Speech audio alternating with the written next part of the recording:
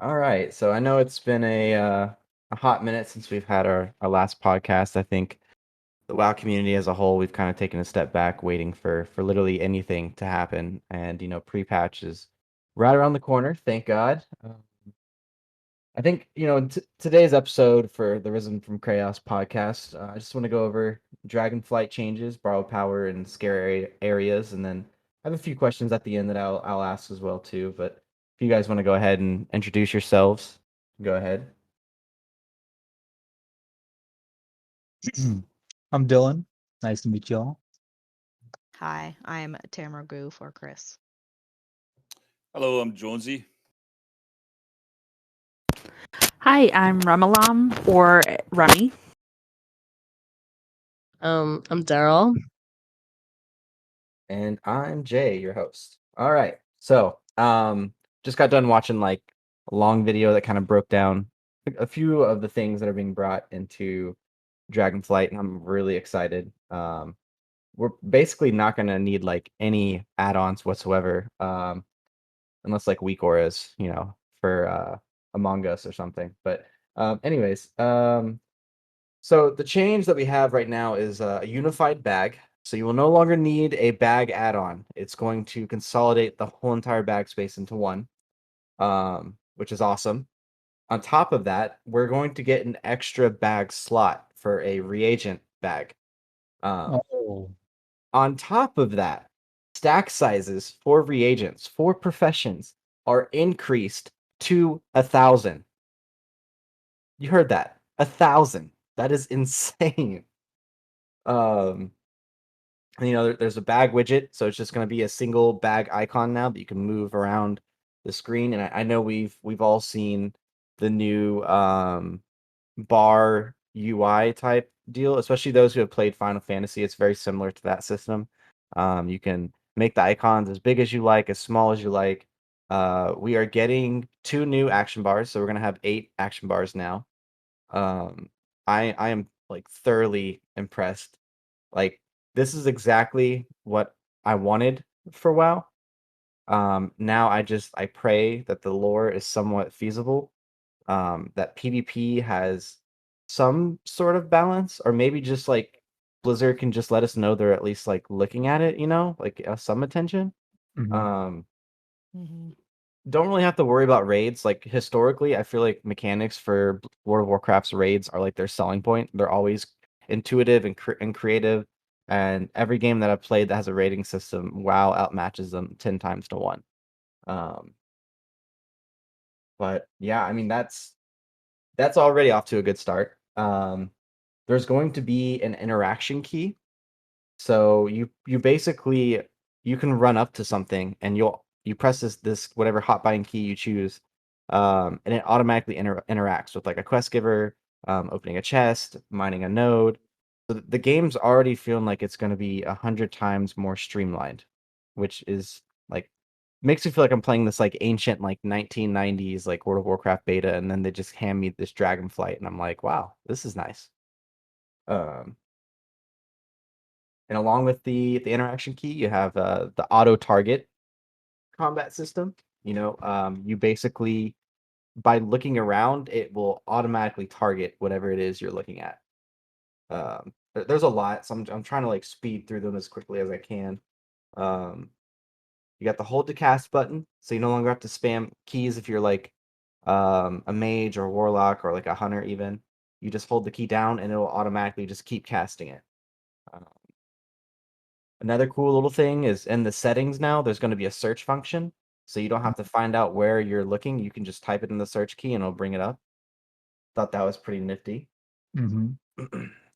For the talent tree system, they're going to have just like Final Fantasy Lost Ark, where you can click a default setup where it will set you up on a starter build of what they feel is the most basic for whatever you're playing. Um, but the more you tweak and the more you like, if you like something, you find something that's broken or that's really good, you can share your talent tree build, and someone in the game can import it into their talent tree. Um, Also, on top of that, you can save multiple talent tree builds on your tune.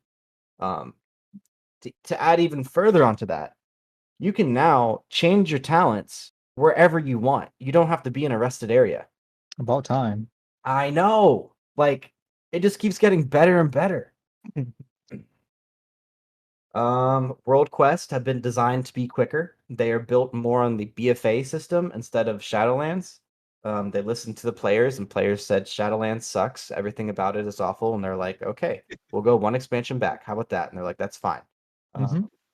World quests now have multiple day durations, which is going to suggest that there is going to be less value on completing world quests than the next expansion, given the fact that It's actually nice. there's going to be less world quests. Yeah.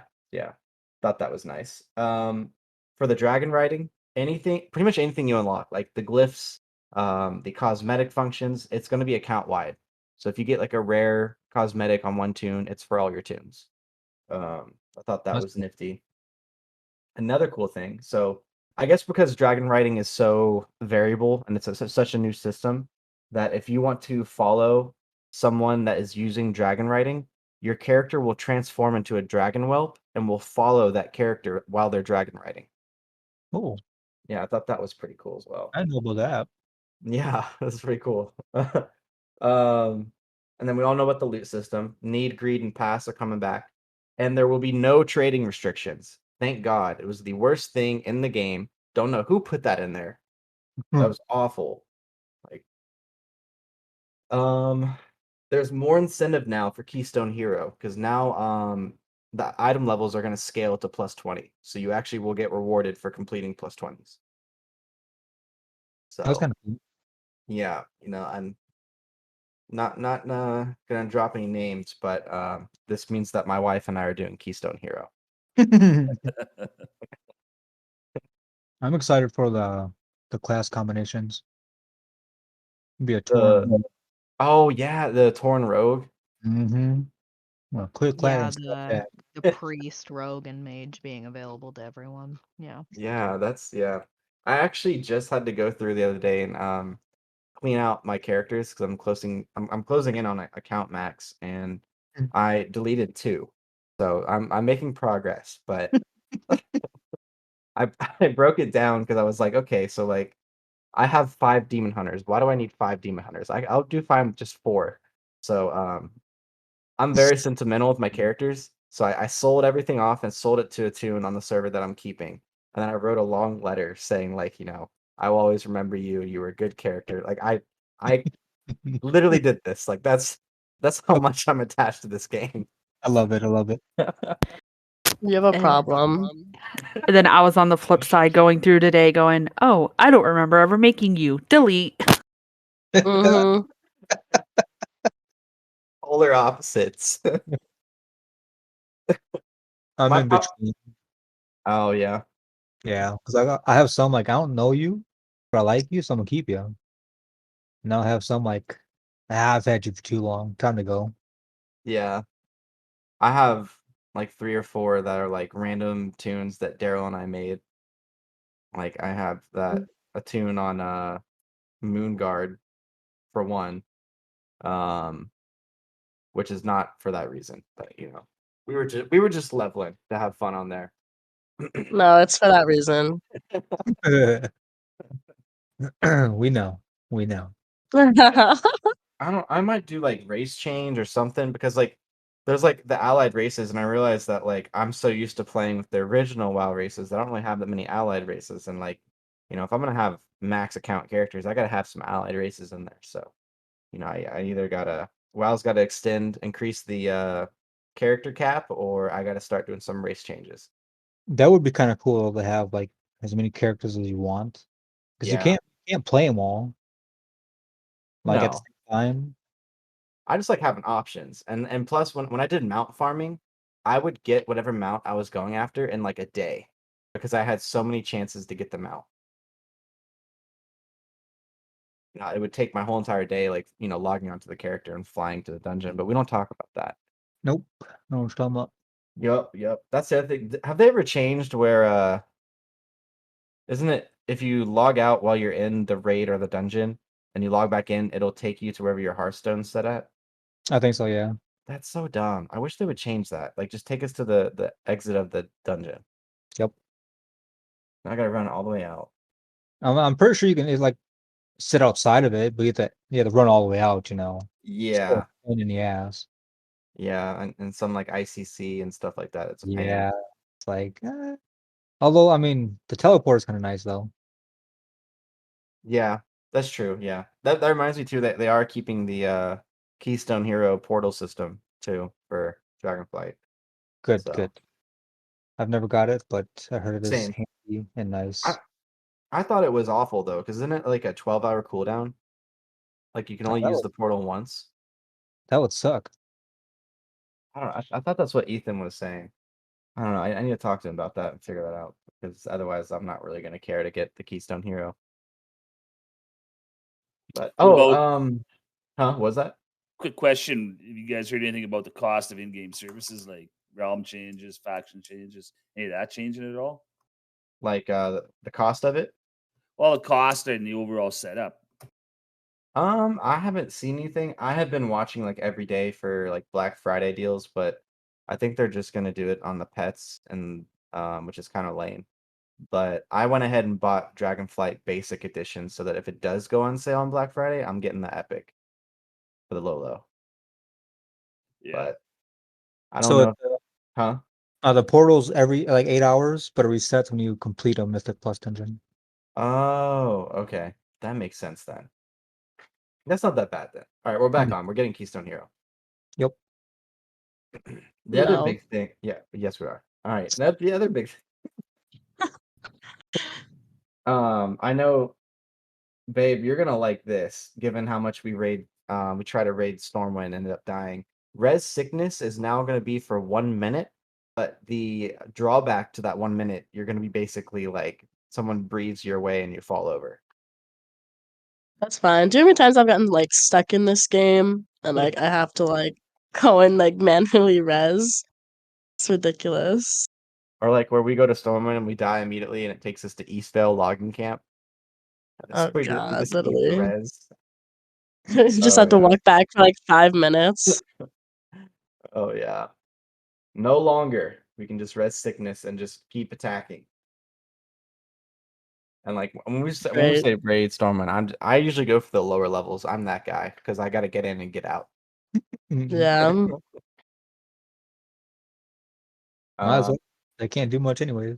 no, not really. I mean, you get like I try to go in and kill the auction house people, but I kill usually 2 out of 3, and then the third one I die because everyone's always zoned in on me.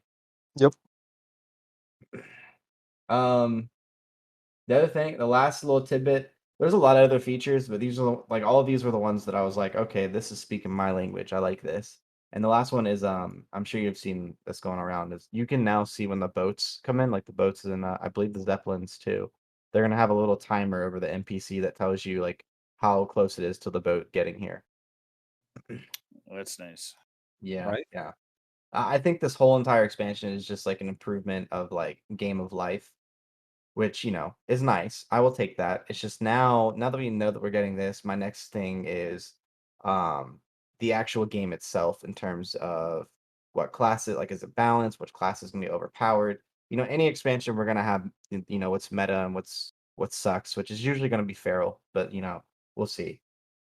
We don't talk about that. Okay. Shaman life, we've been mid pack. I think we're gonna be sitting okay from what I hear. But yeah, so let's go into the next one, borrowed power. So for the longest time, we've always had borrowed power. We went from these like adventurers that were learning about the land to the point to where we're basically fighting with the kings and queens of these regions to dominate everything, and we're on like the same tier as like the Titans, which everyone hated, but it's just the way the game moved. Now we no longer are going to have that borrowed power. And the speculation that I've seen on the forum boards is Blizzard going to switch up and bring back some borrowed power system in the Dragonflight? Or do you think they're going to hold true to their word and try to keep it the way it is right now? I think they're gonna hold true. Yeah. Yeah, I think so too. It's about time for them to start listening. And so far, they've been listening. And Yeah. it's probably one of the bigger things that we've been complaining about for a while. True. Yeah. I really hope so because Final Fantasy doesn't have a borrowed power system. They have like a mandatory requirement on like a weekly basis, but what's that game is known for is that you can do your weekly queues, and then once you get that knocked out, it's like a weekly thing. You can just like go. There's no pressure for you to have to get better gear or anything. You can go and do whatever you please.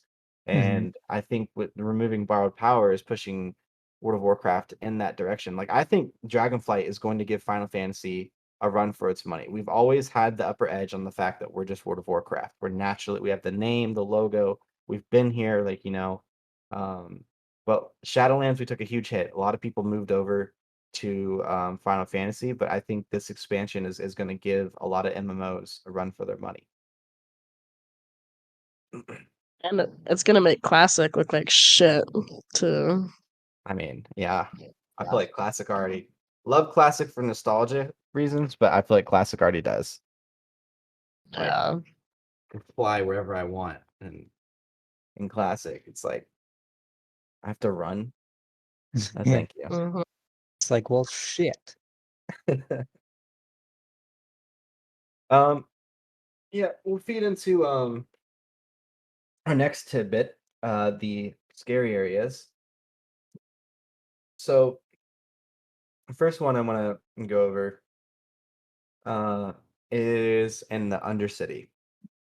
There's actually a human test subject room in the basement of Undercity. You can find undead NPCs turning humans into random animals like sheeps or rabbits, etc., and eventually killing them. Damn. Yeah, it was another area where I was like, damn, I should have taken my picture there because that would have been sick too. The next one we have Knight's Hollow, which I believe this is in Duskwood too. A lot of these are in Duskwood. But Knight's Hollow is an unmarked grave, and it spawns the rare mob, the Unknown Soldier. And it's just like a little cove. It's got like a waterfall right in front of it. It looked pretty pleasant, but also creepy. But there's no quest or anything that takes you to this little corner. And like, there's no real reason it's here other than the fact that that unknown soldier spawns. Um, from what I could find, I really couldn't find any lore behind it, but it definitely has that creepy feel to it. This other one is I feel like this should have been ranked a lot higher on the list because this one's kind of little messed up. Is the Cannibal Troll Orphanage in Nagrand. So you go to this orphanage and like first it appears absolutely normal. You're like, okay, it's just an orphanage and sweet. But then you notice in the sandbox there's explosives. There's these like weird swings that are like slinging the orphans in circles. It's you have to look it up. It looks like that meme, the potato flew around my room type thing. They just Yeah. look like potatoes that are going around. There's a dead rotting body in the doghouse, and there are cages in the back with bones and bodies. So the orphanage lady, it's just her, and she's got like 6 orphans like lying near her. It's a super creepy area.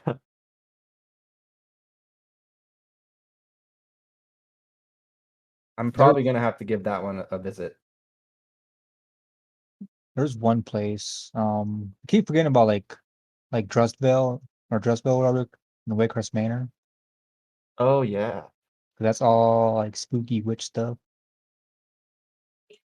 yeah. I Uh, forgot about that area. and then you got the Emerald Nightmare too. That's pretty horrifying. Yeah, yeah. And Dark Moon Island though. That's one. That one actually kind of gives creeps too. Yeah, I didn't Yeah. even think about that.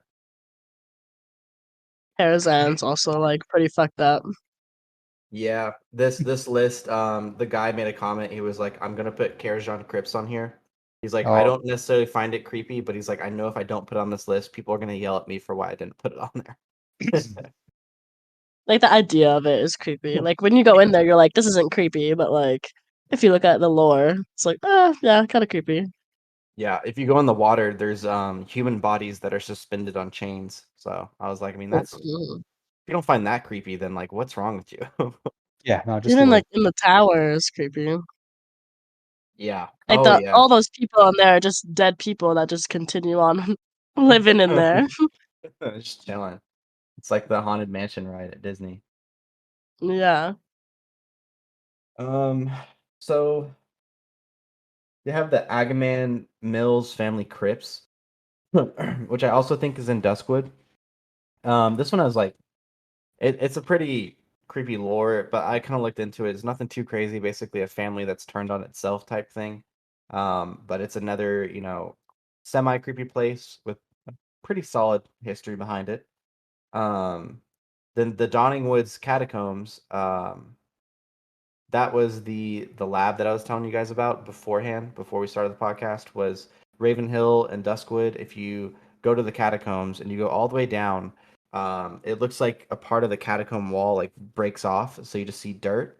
And if you look into it, the dirt has an opening. You go into that opening, it's a small, narrow opening, and it's this long like tunnel that goes to this random lab that's ran by Morbant Fell, who was also turned into one of the Scourge. But that's like I saw that and I am kicking myself for not submitting that for our transmog contest. Like that is sick. You had one chance. I know. And the other one, the next one is one of my favorites too. It's one of I mean, technically there's probably a lot of serial killers in World of Warcraft, but this guy like he is like one of the like most notable World of Warcraft serial killers, and that's Manor Mismantle and Duskwood, I think also. Stalvin Mismantle was a teacher and he fell in love with one of his students. Well, he found out that student was to be wed one of the other students, so Stalvin went feral, killed the student, killed her lover, killed the student's family, and then killed her student's lover's family. Like he just like went Jesus. ape shit, yeah. And so like, and he resides at this manor, and he's just like, yeah, like I did that, I'm just chilling. It's Right. insane. Yeah, that's great. That's gonna be like on Investigation Discovery. Teachers that kill. Let's see, we got Carriage on Crips, yeah, and then this one was more so a homage to classics. So Purgation Isles and Footbrad Foothills, or Hillsbrad Foothills, I forget what it's called. Yeah, Hillsbrad Foothills. In classic, it was creepy because it had a bunch of spirits residing. No one really knows like what the lore is behind it. Now, when Cataclysm happened, Blizzard went through and just added a bunch of like Worgen and dwarves on the island. So it's a no-go now. And then the biggest one, which I think is kind of a cop out, I see it on a lot of lists, and I'm like, I get it, but I'm just tired of seeing it because I've been there so much. Is Sholomance. So the lore behind Sholomance, like they literally would torture people. That person would die, they would revive them and then torture them again, and just keep doing that over and over again. So very, very fucked up, 100%. But yeah, that concludes the entirety of the scary list. Does anyone have any notable mentions? I know Dylan brought some up. That's So did what I Daryl. think.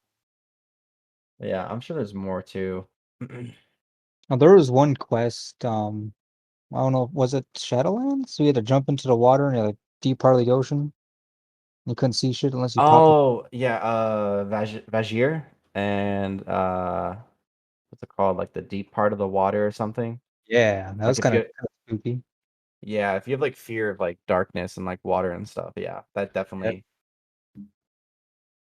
Man, That it killed me. Not gonna lie to you. I did the quest line for Vajir once, and I was like, okay, cool, never gonna do that again. Like I feel like that's like the most untouched area in World of Warcraft. Oh, I probably. mean, you got a mount out of it at least, but you can only Yeah. use it in that area, I guess. Yeah. Freaking seahorse. True. Yeah. Okay. Well, so just some last minute tidbits. We have pre-patch coming up on the 28th. So what are our thoughts, our opinions? What do you hope for? Let me hear y'all's opinions on it. Well, they're gonna have the talents. It's gonna be talents the first round because they're having two, right? They're having two pre-badges. I think you're Yep. right. Yeah, I think it's the talent tree first. But are we Yep. having like any quest line or content or anything? Or So I have it pulled up on BattleNet. Phase 1 is the 26th of October. It's the talent system revamp, heads-up display UI changes. The accessibility features are going out. Rated solo shuffle, and then the new class and race combinations for the rogue, priest, and mages. Nice. I am honestly ready to have a Moo One Can See Me Tauren rogue. It's actually creative. It is. Yeah. spent, I saved it. I don't know how long ago, like- thinking that Tauren could be rogues because I forgot they couldn't be. They can now. How long ago did you make that? Did you save it? Oh Lord, I made it right when I came back to WoW. So season 3 of Shadowlands, and nobody had it. Oh, that's dedication right there.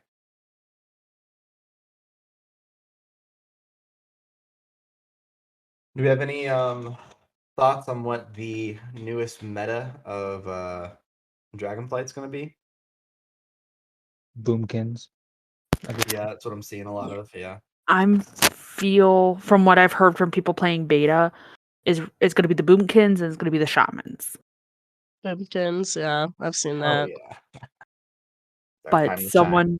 someone also told me I needed to rip my hunter for a minute Yeah, I feel like because I do a survival beastmaster combination. Blizzard likes hunters too much though. They're always going to be relevant. They'll at least be A tier. Mm. They deserve to get knocked down.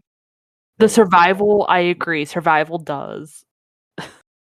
Well, let's not say that because I'm leveling a survival hunter. So let's not get to that. Okay, they can only have one pet. Beastmaster can have 2. I know they nerf survival's AOE, but their single target is like stupid good. I think Windwalker is still going to be up there too, so that's going to be another expansion where Windwalker is going to be relevant.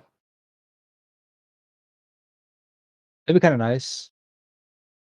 Yeah, I've been playing a lot more lately of Windwalker. I like it.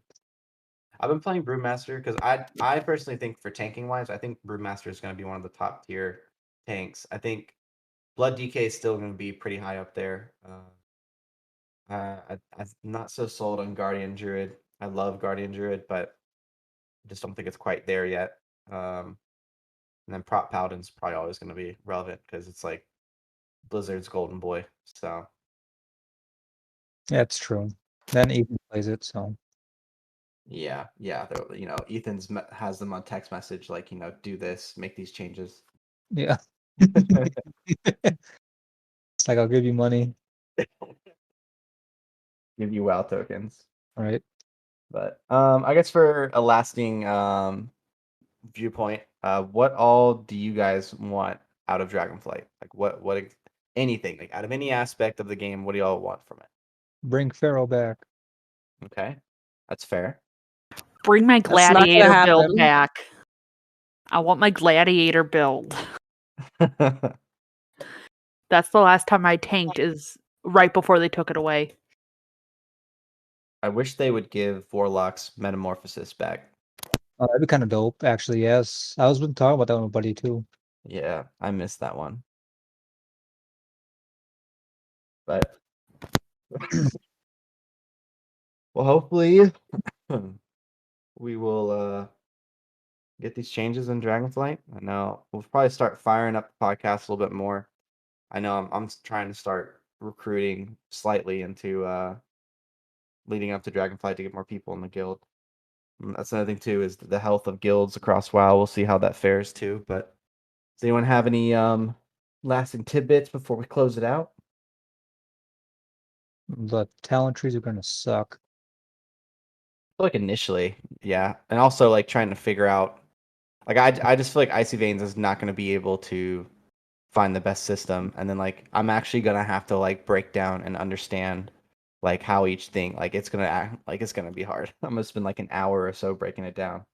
Yeah, no, it's, Individual gameplay is going to come into it huge too. I think. Yeah, yeah. I wonder how friendly or how alt friendly Dragonflight will be. Hopefully, Hopefully, I'm Okay. hoping it will be very heavy with the alt friendliness, how Shadowlands is, because you could kind of send your cosmic flux to your other tunes when you finally get them into Shadowlands. Yeah, my gripe with Shadowlands though was the fact that you get a new alt to fresh 60. There are like a plethora of ways to gear it up, which is great. And you mentioned, you can send Cosmic Flux, but my biggest thing is that I have to grind to get the 2 legendaries for my alt, and that takes like a solid couple of days, roughly. And grind for the Cosmic Flux. I did the grind 10 times in a month because I came in the Shadowlands with 1 tune, hit an absurd amount of Cosmic Flux, decided to make an alt, hit an absurd amount on him, and then just kept going with the alts. Where now I have 10 level 60s with just crazy amounts of stuff on them. Jeez. See, I was like, and what was it? It was BFA. There was an experience boom where they had Korak's Revenge when they first introduced it. Now it sucks, but when they first introduced it, the experience gain was insane. And so I got 26 max level alliance characters from that, or like 25 or something around that range. And so I have that sitting. That pretty much is the reason I'm almost at account max, is because I have all these alliance tunes, but then I started getting into mythics and I realized Horde is exponentially better. And so I just have these alliance tunes that I refuse to delete or touch. So I'm hopefully with the cross faction gonna get back into them for Dragonflight, but we'll see. But yeah. But anyways, what was that? With Dragonflight, I was hoping that there would have been crossed faction or cross realm guild system. Yes. And But my biggest not thing, yet. I scream it And every dungeons. expansion. Yeah, Introduce guild housing into the game. Like take the garrisons and shift it towards guilds. Like brings guilds back. People will actually feel like they're like helping their guild. Yes. How So- cool would it be for like us to have a guild meeting, but we in game we go to our guild house and we're all sitting around each other? Like how cool would and then that we be? can slap Yeah, you each can other. decorate it how you want and everything, right? Yes, like that would be, and you can invite other, or like have like guild wars or something. Like go raid other guild. That's like getting too far, but that'd be cool. Now we get to the It would game be. of actual guild wars, but Literally. yeah. But anyways, we're just closing out. Chris, if you want to put any lasting remarks or anything, we're gonna end it here shortly and prepare for next week's episode. All good. Alrighty, with all further ado, I guess bye.